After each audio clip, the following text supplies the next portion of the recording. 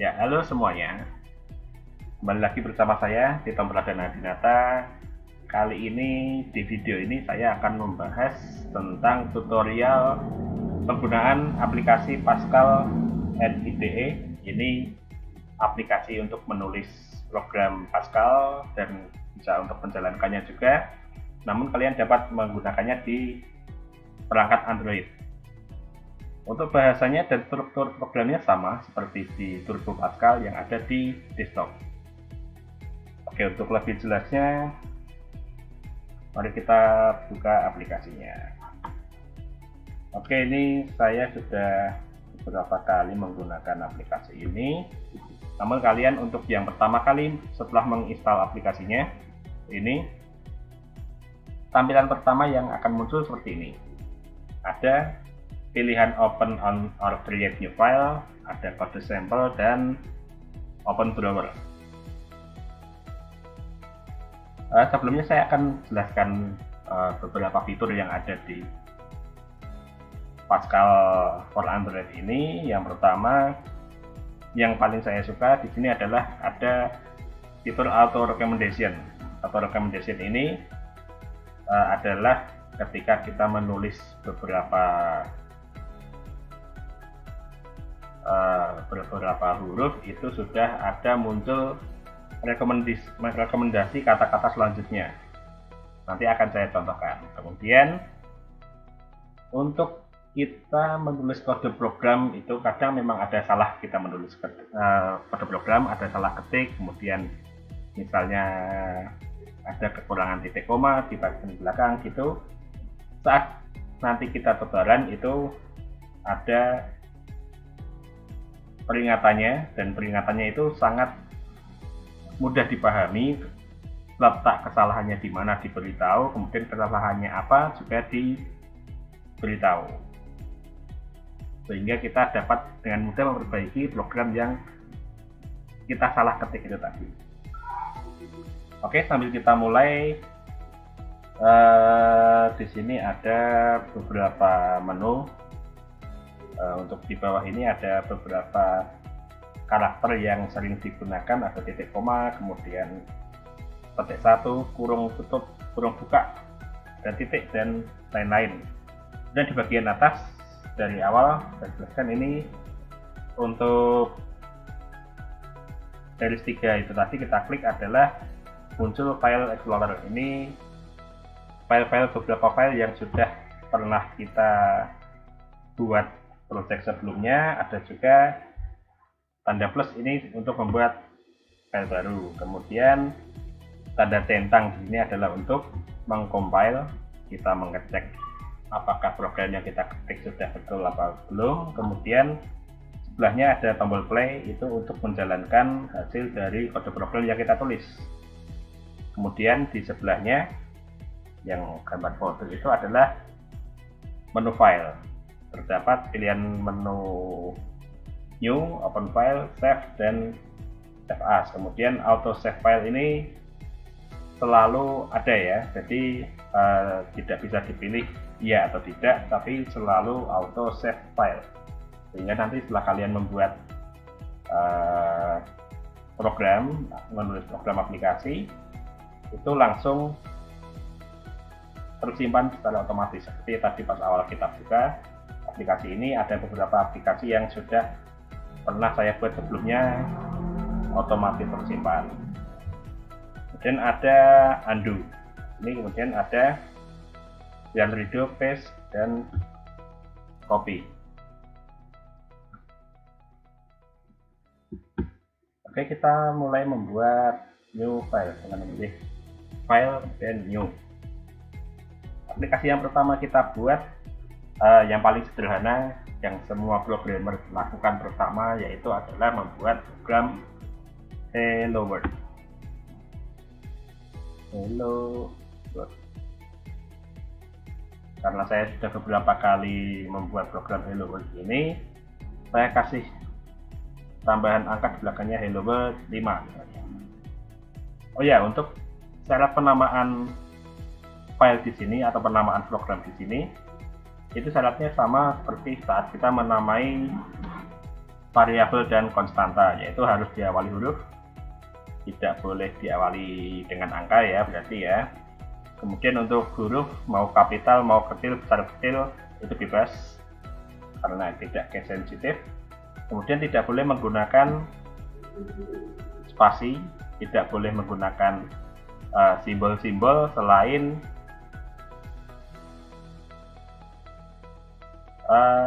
underscore. Jadi misalnya ini hello world, kita buat hello underscore world, ini bisa seperti ini.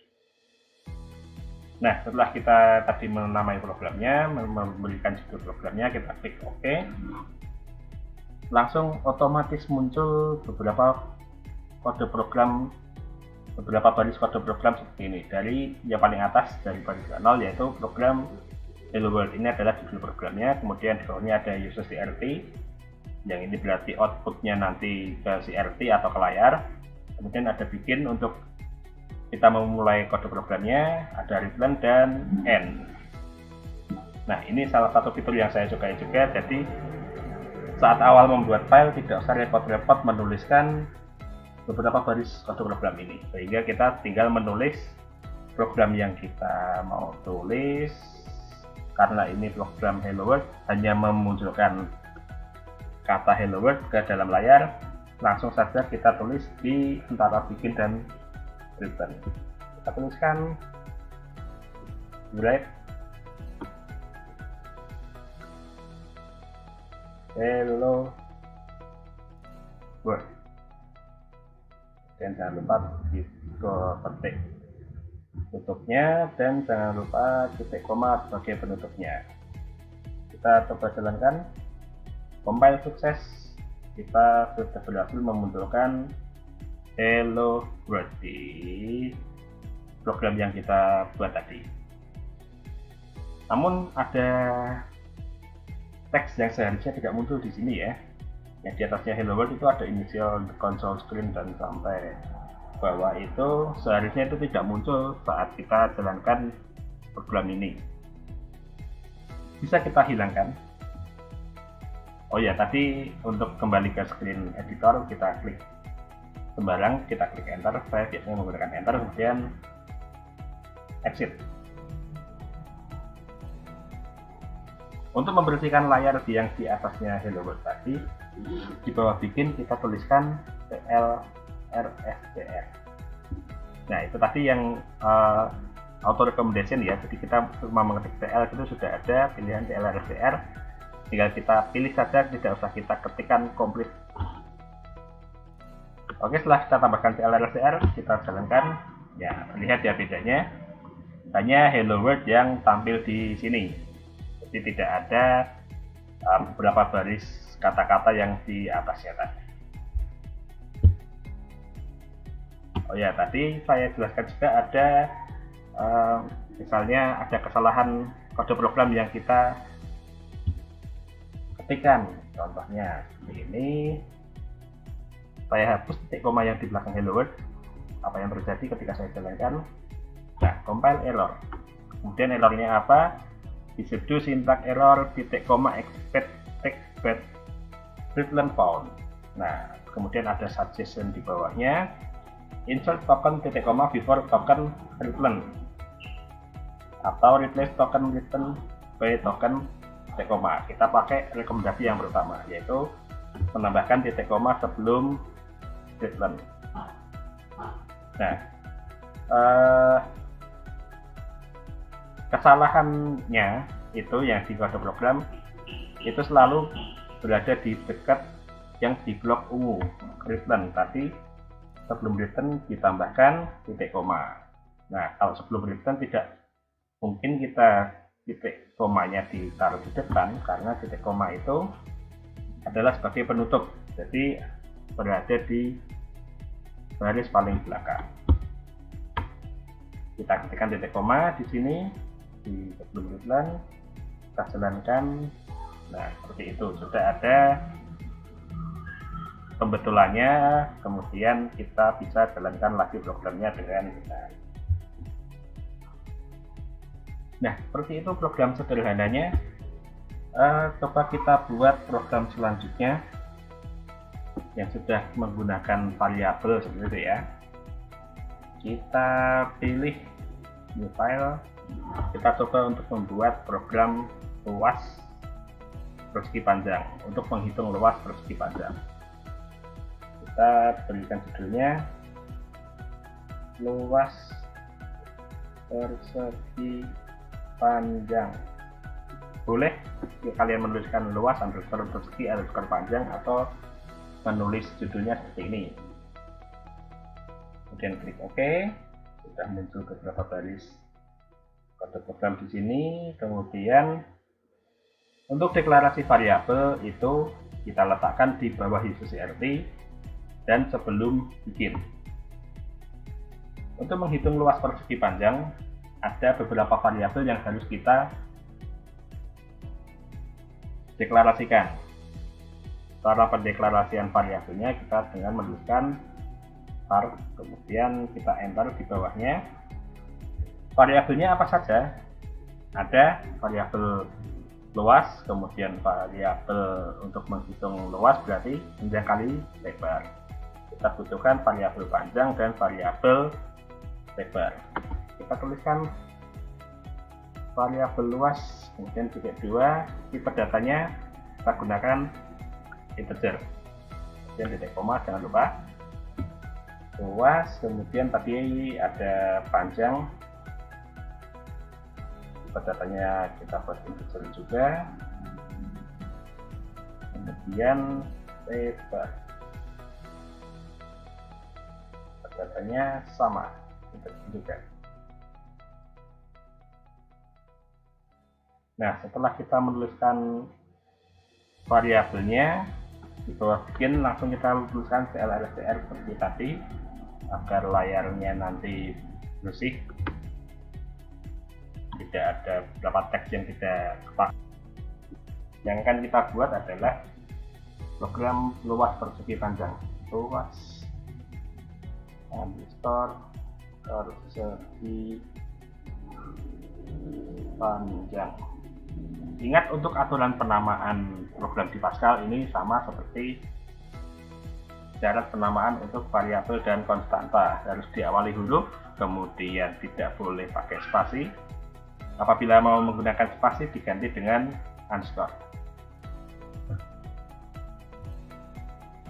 Nah, kita lanjutkan untuk membuat program luas persegi panjang. Untuk menghitung persegi panjang yang perlu kita siapkan adalah membuat variabelnya. Ada 3 variabel di sini. Yang pertama ada untuk luas itu sendiri, luas persegi panjang, kemudian kita mendapatkan luas persegi panjang dari panjang dikali lebar, sehingga variabelnya ada luas, kemudian panjang dan lebar. Kita deklarasikan variabelnya di bawah user.rt dan di sebelum bikin. Variabel, kemudian luas. Kedua, untuk luas ini adalah nama variabelnya, kemudian tipe datanya kita pilih integer, jangan lupa titik koma untuk penutupnya. Kemudian selain luas ada panjang,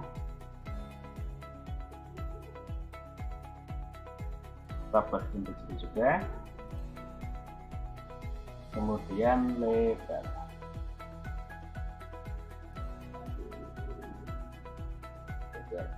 Koma, jangan lupa untuk penutupnya. Variabelnya sudah kita deklarasikan, kemudian sekarang kita tuliskan clrsdr di bawah bikin, agar nanti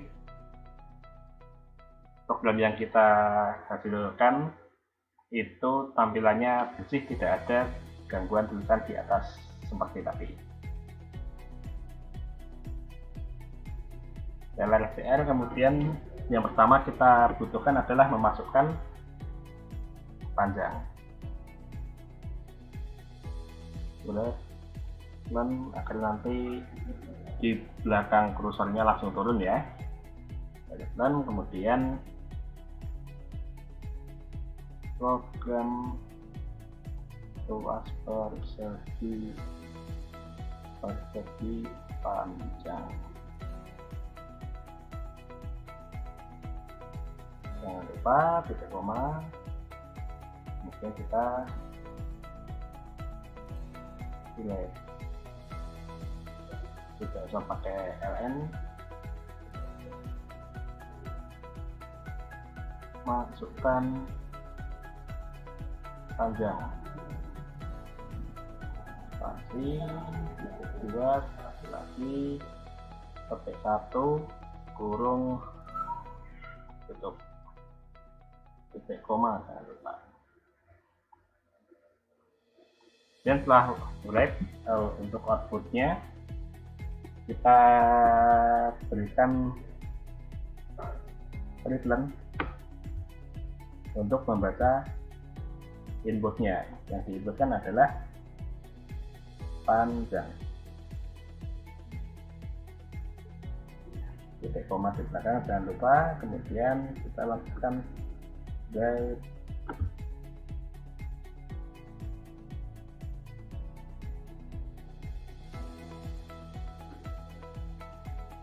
masukkan lebar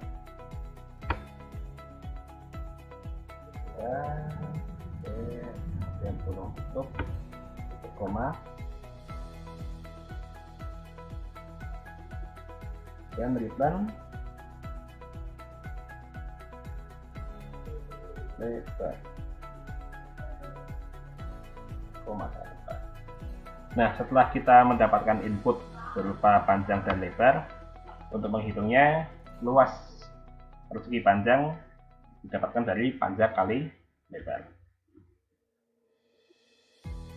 Cara menulis rumusnya, luas titik 2 sama dengan panjang kalinya menggunakan bintang kali lebar. Jangan lupa ditutup dengan titik koma. Setelah itu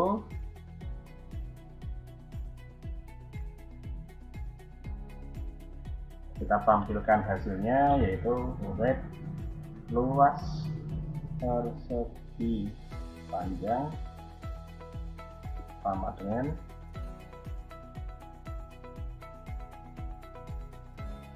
kita berikan kurung tutup, pakai tutup dulu, kemudian koma, kita panggil variabel luas. Dan kita berikan titik koma. Kita coba jalankan, compile sukses, program berhasil kita buat. Hasilnya seperti ini.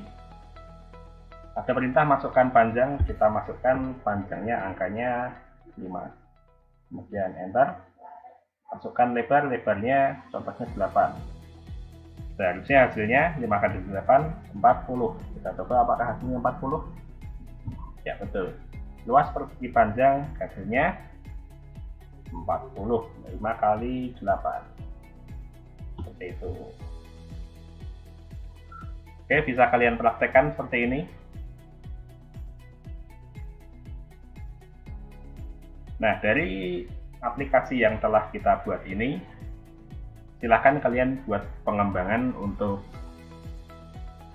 aplikasi mencari luas bangun datar yang lain. Contohnya adalah menggunakan mencari luas persegi, kemudian mencari luas segitiga. Nah, untuk segitiga, karena nanti ada pembagian 2 dan hasilnya biasanya kalau hasil pembagian itu ada komanya, itu berarti nanti bagian luas tipe datanya diganti dengan tipe data real, jangan menggunakan integer. Kalau menggunakan integer, nanti misalnya alasnya 2, kemudian tingginya 4, maka tingginya 4 gitu ya, misalnya nanti kan 2 kali 4 8 bagi 2, oh masih 4. Kita ganti 3.